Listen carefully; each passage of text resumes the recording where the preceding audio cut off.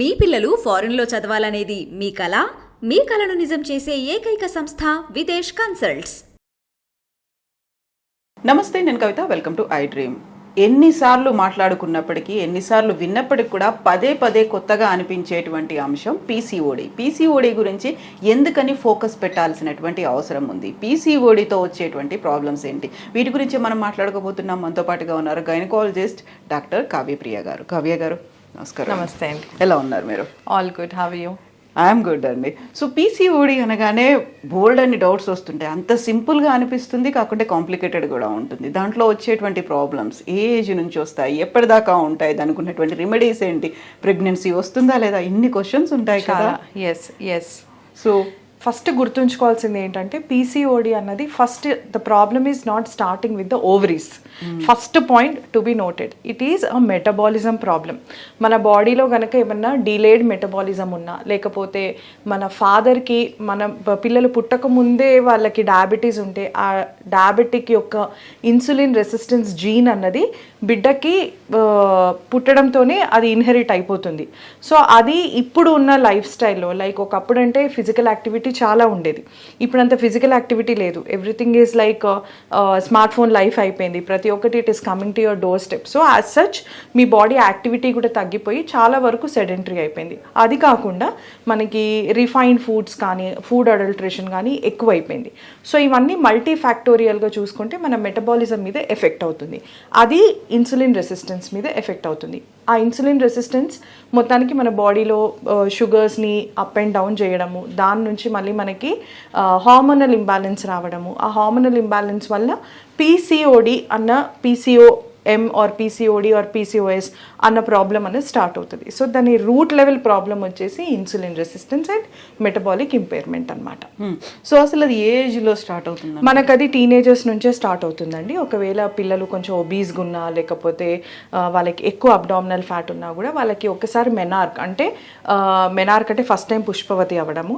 So దాని తర్వాత నుంచే వాళ్ళకి ఇరెగ్యులర్ పీరియడ్స్ అన్నవి స్టార్ట్ అవ్వడము, టీనేజ్లోనే వాళ్ళకి అన్వాంటెడ్ హెయిర్ అన్నది స్టార్ట్ అవ్వడము, యాక్నీ అన్నది రావడము, అవన్నీ వచ్చాకే మనము పేరెంట్స్ అన్ని సీరియస్గా తీసుకుంటారు.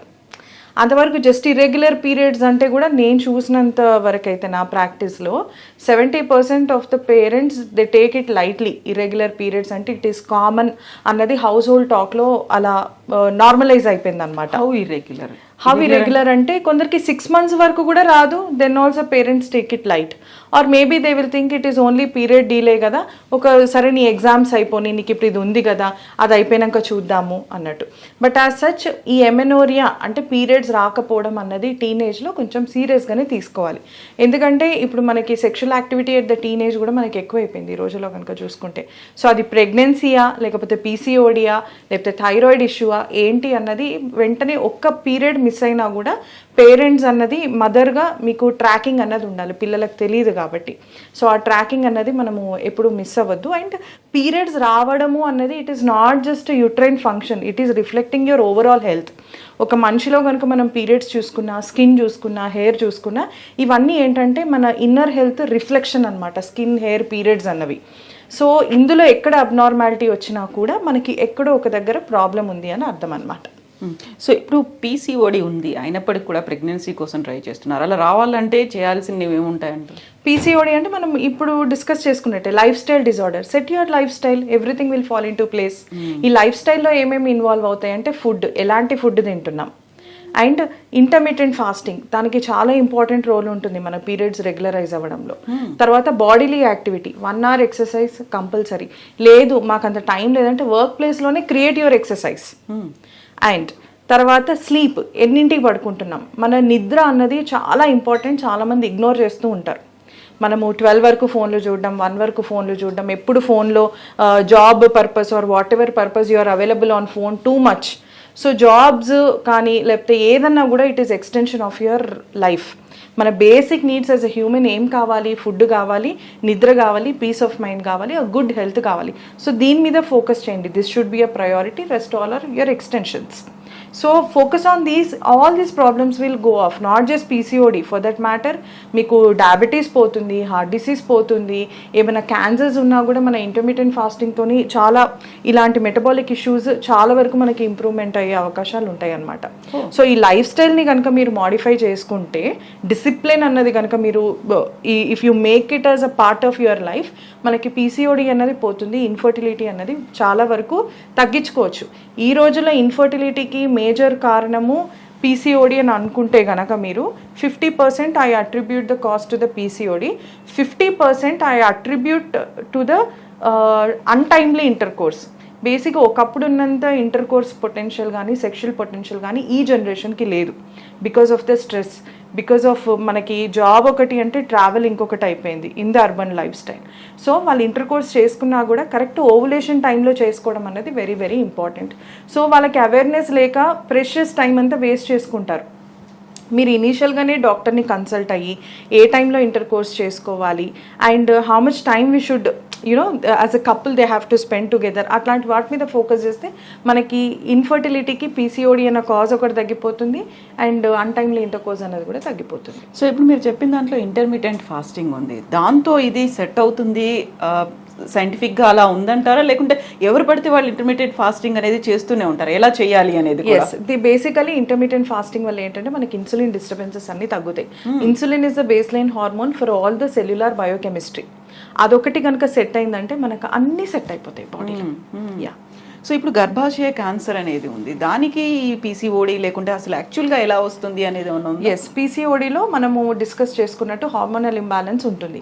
సో కొన్నిట్లో ఎలా అవుతుంది, అనపోజ్డ్ ఈస్ట్రోజన్ అయిపోతుంది, ప్రొజెస్ట్రాన్ అన్నది తగ్గిపోతుంది. ఈస్ట్రోజన్ ఫంక్షన్ ఏంటి, గర్భసంచి లోపలి పొరని మనకి ప్రాలిఫరేట్ చేయడం అనమాట. దాన్ని డివైడ్ చేసి ఒక పొరలాగా ఫామ్ అయితే మన ప్రొజెస్ట్రాన్ అప్పుడు ఏమవుతుందంటే ఆ పొర ఏదైతే ఫామ్ అయిందో ఈ ప్రొజెస్ట్రాన్ ఫాల్ వల్ల ఆ పొర అన్నది పడిపోయి మనకి మెన్సెస్ లాగా బయటకు వస్తుంది అనమాట. సో ఈ అనపోజ్డ్ ఈస్ట్రోజన్ ఉండడం వల్ల, ప్రొజెస్ట్రాన్ డెఫిషియన్సీ ఉండడం వల్ల ఈస్ట్రోజన్ ఎక్కువైపోయి ఆ మెన్స్ట్రల్ లేయర్ని ప్రాలిఫరేట్ చేస్తూ పోతుంటుంది. ఒక ఫేజ్లో ఏంటి అంటే దాని మీద కంట్రోల్ అన్నది తప్పుతుంది. ఆ కంట్రోల్ తప్పినప్పుడు మనకు క్యాన్సర్ అనేది స్టార్ట్ అవుతుంది. సో అందుకనే ఎప్పుడు కూడా మనకి అబ్నార్మల్ యూట్రైన్ బ్లీడింగ్ ఉన్న మీరు ఎలా గుర్తించాలి అని కనుక అనుకుంటే, మనకి ఎక్కువ బ్లీడింగ్ అవుతున్నా మనము, నేను ఎర్లియస్ట్ బికాస్ ఆఫ్ పీసీఓడిలో వల్ల నేను యూట్రైన్ క్యాన్సర్ చూసింది అంటే at the age of 26. 26 years woman who has come for infertility workup. మేము మామూలుగా histopathology, culture sensitivity, TB, PCR పంపిస్తాం part of infertility workup after the hysteroscopy is done. So అందుట్లో మనకి endometrial cancer అన్నది నేను the earliest age చూసింది 26 years. ఆ తర్వాత మిడ్ 30s చాలా మందికి చూసాము, ఇంకా ఆఫ్టర్ 40s చూస్తూ ఉంటాం. సో అందుకనే any abnormal uterine bleeding pattern మనం ఎప్పుడూ ఇగ్నోర్ చేయొద్దు. Just go for pipelle biopsy or hysteroscopy guided DNC and send it for histopathology. So ఇప్పుడు మీరు చెప్పిన ఎగ్జాంపుల్ 26-year-old అదంతా ఇన్ఫర్టిలిటీ అనేది క్యూర్ అయిందా, లేకపోతే క్యాన్సర్ని క్యూర్ చేయాల్సి వచ్చిందా, ఏం చేశారు ఆ టైంలో? ఫస్ట్ క్యాన్సర్ క్యూర్ చేస్తామండి. ప్రొజెస్ట్రాన్ డెఫిషియన్సీ వల్లనే ఇదంతా జరుగుతుంది కాబట్టి వాళ్ళకి కొంచెం అగ్రెసివ్గానే ప్రొజెస్ట్రాన్ థెరపీ ఇస్తాము. ఇచ్చాక మళ్ళీ ఒకసారి 6 months తర్వాత మళ్ళీ రిపీట్ చేస్తాం. సో ఆ చేంజెస్ కనుక మనకి తగ్గినాయి అంటే next then they will go for the family. 2 పిల్లలు అయిపోయాక వాళ్ళకి ఇంకా హిస్టెక్టమీ చేసేస్తాం, ఎందుకంటే ఆ రిస్క్ ఎప్పుడూ ఉంటుంది కాబట్టి. ఎగ్జాక్ట్లీ. సో సిమ్టమ్స్ అనేవి ఎలా ఉంటాయి? ఎక్కువ బ్లీడింగ్ అవ్వడము, ఒక ప్యాటర్న్ లేకపోవడము, రెగ్యులారిటీ లేకపోవడము అలా జరుగుతూ ఉంటుంది. ఓకే. సో కొన్నిసార్లు ఫెయిల్డ్ మెడికల్ మేనేజ్మెంట్, అలాంటప్పుడు మనం అది ఏ స్టేజ్లో ఉంది అన్నది మనము డిఎన్సీ ద్వారా మనం తెలుసుకోవచ్చు అనమాట, ఎంఆర్ఐ ద్వారా, అలా పెట్ స్కాన్. సో ఎన్ని హెల్త్ ప్రాబ్లమ్స్ ఉన్నప్పటికీ, లేకపోతే ఎన్ని రకాల ఇష్యూస్ రైజ్ అయినప్పటికీ కూడా కన్సీవ్ అయ్యారు. కన్సీవ్ అయిన తర్వాత ఫర్దర్గా డెవలప్మెంట్లో చూస్తే బేబీ గ్రోత్ బాగాలేదు అనిపిస్తుంది, లేకపోతే సడన్గా హార్ట్ సంబంధించినటువంటి గ్రోత్ ప్రాపర్గా లేదు అనేది వినిపిస్తుంది. అప్పుడు దాన్ని ఎలా సెట్ చేస్తారు? ఎలా సెట్ చేస్తామంటే ఫస్ట్ దాన్ని ముందు నుంచే స్క్రీనింగ్ అన్నది ఇంపార్టెంట్. మేము 12 week స్కాన్లోనే మేము ఏం చేస్తామంటే మనకి ఎన్టీ స్కాన్తో పాటు బైలేటరల్ యూట్రైన్ ఆర్టరీ డాప్లర్ అన్నది ఒకటి ఉంటుంది. అదేంటి అంటే uterine arteries are the major vessels which are supplying the uterus. So దానిలో ఏమన్నా రెసిస్టెన్స్ వచ్చింది అంటే అది దేనికి సంకేతం అంటే, ఒకటి మదర్కి బీపీ రాబోతుంది అన్నది ఒకటి సంకేతం, తర్వాత బేబీ గ్రోత్ సరిగ్గా ఉండదు, సో IUGR, ఈ రెండు మనము మేజర్గా తీసుకుంటాం అనమాట. ఆర్ ఎనీ టైం ఇంకా దీనికి ఇంటెన్స్ మానిటరింగ్ అవసరము అన్నవి సంకేతాలు. So this soft marker screening అన్నది ఇంపార్టెంట్. ఇంకోటి పెంటా మార్కర్ టెస్ట్ అని ఒకటి ఉంటుంది. అందులో మనకి ప్లెసెంటల్ గ్రోత్ ఫ్యాక్టర్లో మనకి ఏం తెలుస్తుంది అంటే మదర్కి ఏమన్నా బీపీ రాబోతుందా, లేకపోతే బేబీ ప్రీటర్మ్ డెలివరీ ఏమన్నా అవ్వబోతుందా అన్నది మనకు ఆ గ్రోత్ మార్కర్ వల్ల మనకు తెలుస్తుంది అనమాట. సో ఈ రెండు మార్కర్స్ని పెట్టుకొని మేము బేబీని చాలా సీరియల్గా మానిటర్ చేస్తూ ఉంటాం. So what all the treatment is possible we will give to the mother. కొన్నిటికి ప్రోటీన్స్ ఎక్కువ అవసరం ఉంటుంది, కొన్నిటికి మెటర్నల్ హైడ్రేషన్ ఎక్కువ అవసరం ఉంటుంది, కొన్ని మన చేతుల్లో ఉండవు. లైక్ ఎట్లా అంటే ప్లెసెంటల్ క్యాల్సిఫికేషన్స్, అది మన చేతుల్లో ఉండదు, అది ఆ ఒక పేషెంట్ యొక్క ఒంటి తీరు. సో అంతేకాకుండా మనం 24 వీక్స్ తర్వాత మనం ఫీటల్ 2D ఎక్కువ కూడా చేస్తాం. బిడ్డ హార్ట్ ఎలా ఉంది, బిడ్డ హార్ట్ ఫంక్షన్ ఎలా ఉంది. So what are all the possible test to be done, we will be doing it for the foetus and also for the mother. And తర్వాత మన చేతిలో ఉన్నది ఏంటి, ఇంటెన్స్ ఫీటోమెటర్నల్ సర్వైలెన్స్. అంటే మనం దాన్ని ఎలా మానిటర్ చేసుకుంటాం. కొన్నిసార్లు డాప్లర్ అన్న టెస్ట్ ఉంటుంది, అది మనకి 24 hours వరకు వ్యాలిడ్. అందులో ఏంటంటే మనము 3 చూస్తామన్నమాట. ఒకటి ఏంటంటే umbilical artery, middle cerebral artery and ductus venosus. And so ఈ 3 డాప్లర్స్ ఎలా ఉన్నాయి, ఇందులో ఏమన్నా అబ్నార్మల్ ఉంటే సో ఇప్పటి మనకి 15 daysకి కాదు, ఈ పేషెంట్కి మనకి వీక్లీ మానిటరింగ్ అవసరము. ఇంకా మనకి డాప్లర్స్ ఇంకా అబ్నార్మలే ఉన్నాయంటే వీక్లీ కూడా కాదు, బై వీక్లీ మనకి పేషెంట్కి సర్వైలెన్స్ అవసరము. సో అట్లా ఇంటెన్సివ్గా మనం మానిటర్ చేసుకుంటూ ఎప్పుడైనా మదర్కి కూడా చెప్తాం, నీలో ఫీటల్ మూమెంట్స్ ఏమైనా తగ్గినా, నీకేమన్నా తేడా ఉన్నా కూడా మీరు వెంటనే వచ్చేయండి అమ్మా అని చెప్తాం. సో ఆల్రెడీ స్టిరాయిడ్ డోస్ కూడా మనం ప్రొఫైలాక్టిక్గా ఒకటి ఇచ్చి పెట్టుకుంటాం. సో అలా అన్నీ మనము in all directions we keep the ground safe for both mother and child. And then ఇమ్మీడియట్గా మన దగ్గర ఒక సిస్టమ్ ఉంటుంది, like my number will be there with the patient or the duty mobile number will be there with the patient. Once a patient feels madam I find something abnormal, వెంటనే we'll alert ఆ system, we'll alert the anaesthesia team, neonatology team and ఓటీలో అంతా alert చేసి ఎంత ఇమ్మీడియట్గా మనం బేబీని బయటికి తీయగలమో అంత ఇమ్మీడియట్గా మనం తీస్తాం అనమాట. So you have to be on to your toes for such cases. Yeah, so ఆ టైంలో మాత్రం చాలా అలర్ట్గా ఉండాలి, చాలా అలర్ట్గా ఉండాలి. నిద్రపోతున్నా కూడా గైనకాలజిస్ట్, ఆబ్స్ట్రిషన్స్ ఎస్పెషల్లీ మనకు సబ్ కాన్షియస్గా పేషెంట్స్ మన మైండ్లో ఉంటారు. ఇప్పుడు మనకి దగ్గరలో ఎవరు పేషెంట్స్ ఉన్నారు, ఎట్లా కొన్నిసార్లు బాగా మాకు నిద్ర వచ్చినా కూడా ఫోన్ సైలెంట్లో పెట్టి పడుకుందాం అనుకుంటాం, కానీ మా వల్ల కాదు అట్లా. We feel like no, that patient is there, I'm there for that patient, I should be available అన్నట్టు కూడా we cross our boundaries and we sometimes we live for such patients. అలా మదరే కాదు బేబీ కూడా ఆ టైంలో చాలా ఇంపార్టెంట్, వెరీ ఇంపార్టెంట్. ఇప్పుడు pregnancies కూడా చాలా ప్రెషియస్ అయిపోయినాయండి. ప్రతి ఒక్కరు ఒకటా ఇద్దరా. ఇంకొకటి నేను చెప్పినట్టు అన్టైమ్లీ ఇంటర్కోర్స్, కొన్ని రోజుల తర్వాత they give up, they come to the IVF centres and they say we're done, please మాకు ఏదో ఒకటి చేసేయండి, IVF ద్వారా అన్న మాకు బేబీస్ కావాలి, ఇంకా మా వల్ల కావట్లేదు అని కూడా వచ్చే కపుల్స్ ఉంటారు because of their busy schedule. కొందరు నేను ఇప్పుడే పెళ్లి చేసుకోను, నేను ఎగ్స్ ప్రిజర్వ్ చేసుకుంటాను, నా లైఫ్ సెటిల్ అయిపోయినప్పుడు, because women also want their life under their control, because everyone wants live up to their freedom of thoughts. ఇప్పుడు జనరేషన్ అట్లా అయిపోయింది. So they want things under their control. So పిల్లలు ఎంత ఉంటున్నారండి, age maybe 27, 28, they don't want to get married, marriage is out of their thoughts, they want to go for egg preservation. What if they get a right partner. ఇప్పుడు అంతా we have been very focused. ఒకప్పుడు పెళ్లి చేసేయాలి అని చేసేవాళ్ళు ఎట్లున్నా బతికేసేవాళ్ళు, ఇప్పుడు అలా కాదు కదా. They want everything, they want to live a happy life. Goals అనేవి పెట్టుకుంటున్నారు, వాళ్ళ ఇండివిజువాలిటీకి ఎక్కువ ప్రిఫరెన్స్ ఇస్తున్నారు, సెల్ఫ్ రెస్పెక్ట్కి ఎక్కువ ప్రిఫరెన్స్ ఇస్తున్నారు, ఫైనాన్షియల్ సెక్యూరిటీకి ఎక్కువ ప్రిఫరెన్స్ ఇస్తున్నారు. And pregnancy has become only mother's choice now. ఎందుకంటే because of the delicacy of marriages, people are not sure that they are going to stay together for long time or not. So pregnancy has become totally a woman's choice now. If they are not confident about their partner, it has become their own choice. Okay, no matter what, this fellow is there with me or not, let me continue the pregnancy. I will take in chargeship of that. So అలాంటి individuality empowerment women లో వచ్చింది. Single parent అనే concept అయినా concept, even they are going for a donor sperm, they don't know the husband's identity, they just ask the doctors, I want a good sperm, I don't want marriage but I just want a good sperm, I want to get pregnant. They are okay. So ఎవరికి తగ్గట్టు they are making their tailor made life, babies yes. అయితే ఇక్కడ రెండు issues ఉన్నాయి. ఒకటేమో egg ప్రిజర్వేషన్కి సంబంధించి, ఇంకొకటి IVF అనేది.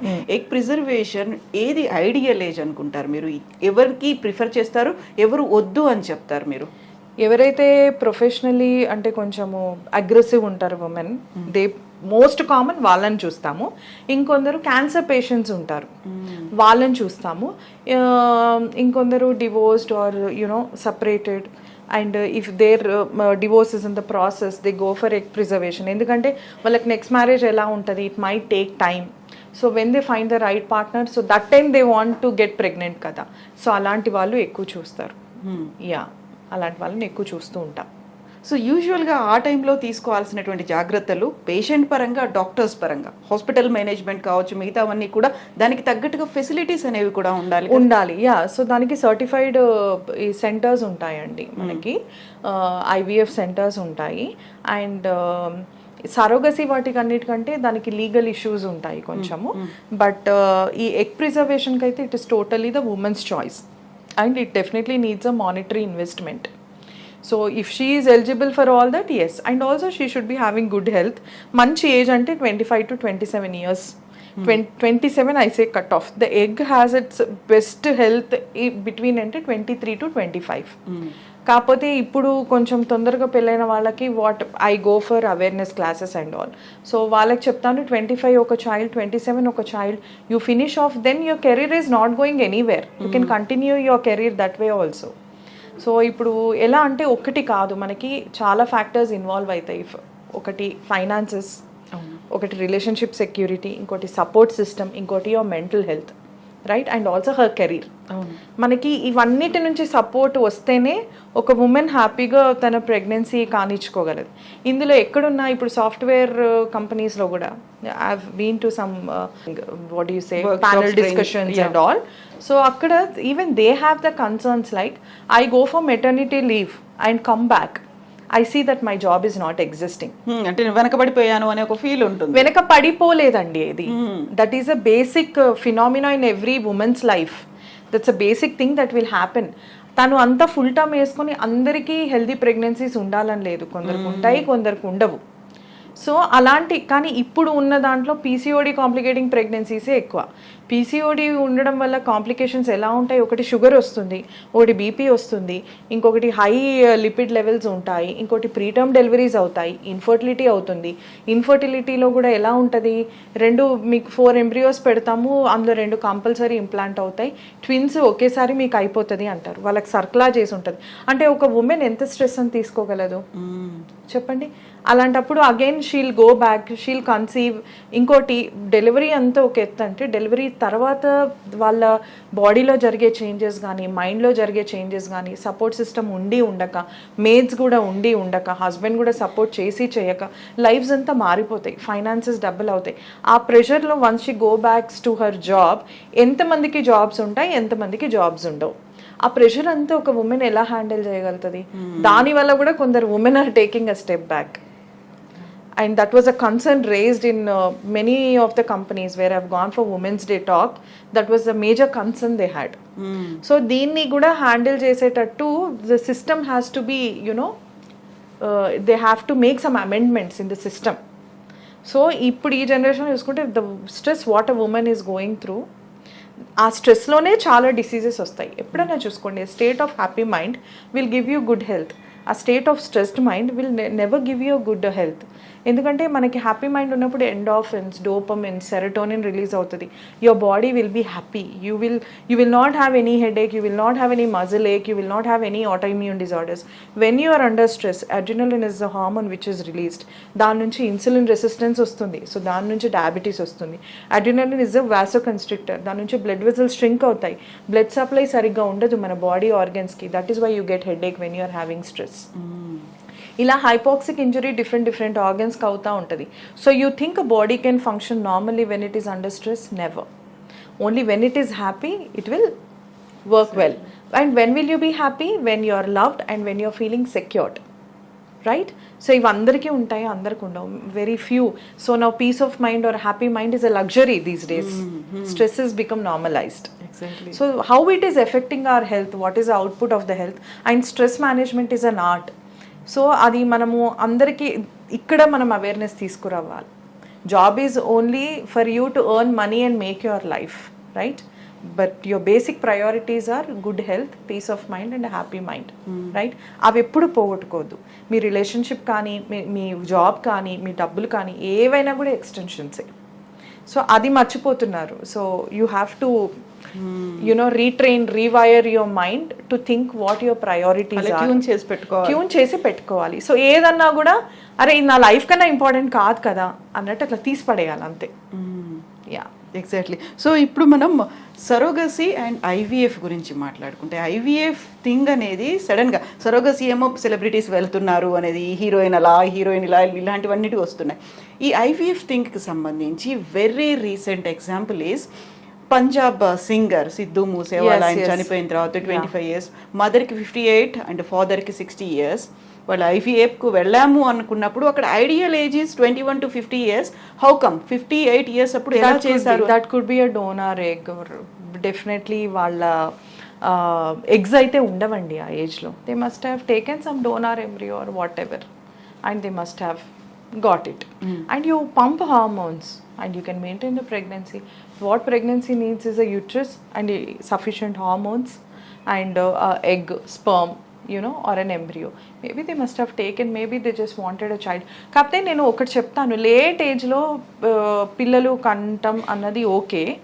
కాకపోతే మీరు how physically are you fit for the child. బిడ్డ కనడం అన్నది మీ కోరిక, కానీ కన్న బిడ్డకి మీరెంత జస్టిఫై చేస్తారు అన్నది వెరీ వెరీ ఇంపార్టెంట్. మీరు 40 ఏళ్ళ కంటే వాడిని 10 ఏళ్ళకి, మీరు 50 ఏళ్ళకి స్కూల్కి తీసుకొని వెళ్తారా? Child needs father like a friend, mother like a friend. So you should be able to play with them. There are so many physical things which are involved if you are fit for your child. So దానికి fitness కూడా important. Just కనడము కానీ ఎలాంటి life ఇస్తున్నారు అన్నది కూడా very important.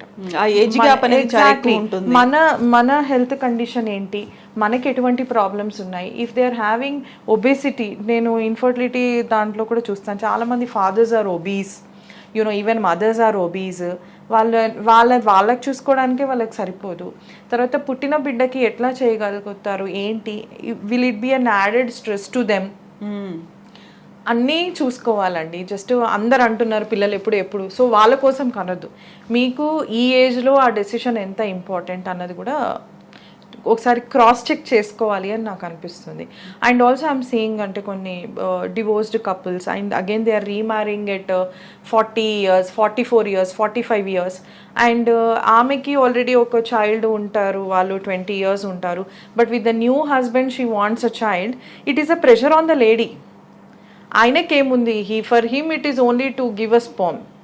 And అతని family వైపు నుంచి they will have a pressure on that lady. And at that age pregnancy ఆమె బాడీలో ఎన్ని చేంజెస్ తీసుకొస్తుంది and will she be able to manage.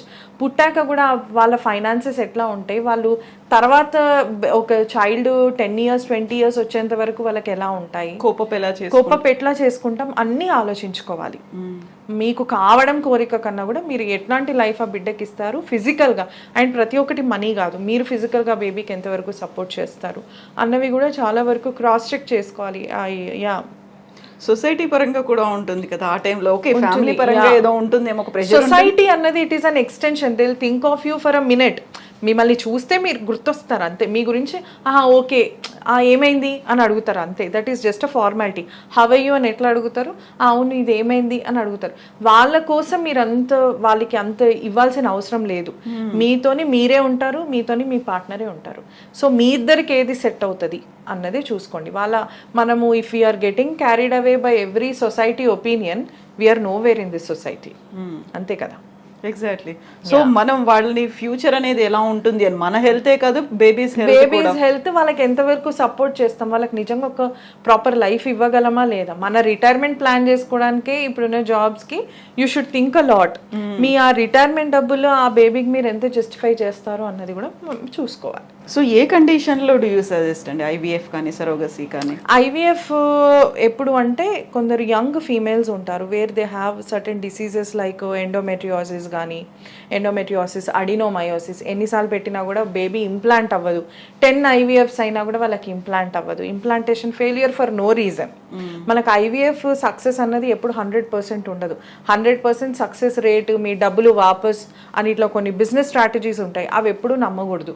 Only 45% success rate ఉంటుంది. And IVF is only an option and it is not the entire solution అన్నది first awareness తెచ్చుకోవాలి. ఏదున్నా సర్లే IVF ఉంది కదా అంటే అది బద్దకిష్టలకి IVF. మీకు అందరికీ ఎనర్జీస్ ఉన్నప్పుడు you can have normally only. కానీ కొన్ని కండిషన్స్ ఉంటాయి, like endometriosis, adenomyosis, premature ovarian failure. Ovarian failure అన్నది అందులో ఎగ్స్ ఉండవు. Though the female is young, ఆమెకి పీరియడ్స్ రావు, ఓవరీస్ ఫెయిలియర్లోకి వెళ్తాయి, మళ్ళీ వాళ్ళకి బిడ్డలు పుట్టడం కూడా కష్టము. సో అలాంటి వాళ్ళకి ఉన్న ఒక్క ఎగ్ కానీ ఆ ప్రాబ్లం కనుక తొందరగా ఐడెంటిఫై అయితే వాళ్ళకి ఉన్న ఒక ఎగ్ కానీ దాంతోనే IVF చేసుకొని కూడా దే కెన్ హ్యావ్. సో ఇలాంటి సిచ్యువేషన్స్. అండ్ కొందరికి యుట్రస్ ఉండదు, బై బర్త్ యుట్రస్ ఉండదు, అలాంటి వాళ్ళకి సరోగసీ చెప్తాము. అండ్ కొందరికి ఏంటంటే first time pregnancy it had hit their health badly.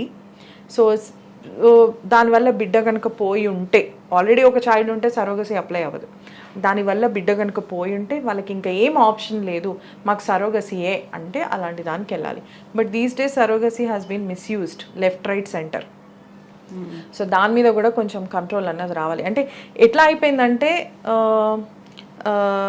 ఇప్పుడు మనకి ఎమోషన్స్ ఎంత ఇంపార్టెంట్, మనీ కూడా అంత ఇంపార్టెంట్ అయిపోయింది. Money has become analogous to emotion. So in the name of their profession or whatever, if you are talking about the cine field, why everyone is going for I feel that also has to be it has to be banned. మరి అంత లిబరల్గా surrogacy అనేది వాడకూడదు. వాళ్ళని ఇప్పుడు సెలబ్రిటీస్ని అందరూ ఐడియల్గా తీసుకుంటారు, వాళ్ళు ఒక మాట చెప్తే ఇన్ఫ్లుయెన్స్ అవుతారు కదా. So they should be in a state where they should not influence the people in a wrong way. Exactly, yeah. So అది కూడా ఇన్ఫ్లుయెన్సే కదా. ఇప్పుడు సోషల్ మీడియా ఇప్పుడు ఇన్ఫ్లుయెన్సర్స్కి కూడా ఒక వచ్చేసింది. They have become a cadre మన మీడియాలో. Apart from celebrities, heroines, politicians, now influencers are also coming on the same track. So వాళ్ళ ఇన్ఫ్లుయెన్స్ జనరల్ పాపులేషన్ మీద బ్యాడ్గా ఉండకూడదు. అది even if they are doing or whatever, that has to be kept private or whatever. But ఇట్లాంటివి మాత్రం influence అవ్వద్దు. That is why many people are asking for surrogacy. నా వల్ల కాదు మేడం, ఇంకా ప్లీజ్ ఏదైనా సరోగేట్కి చెప్పేసేయండి, చేస్తారా, అవైలబుల్ ఉంటారా. So this how they keep asking. Yeah. Yes doctor, thank you so much. Will talk once again. Bold and issues అయితే ఉన్నాయి మాట్లాడుకోవడానికి. Thank you so much doctor. Thank you.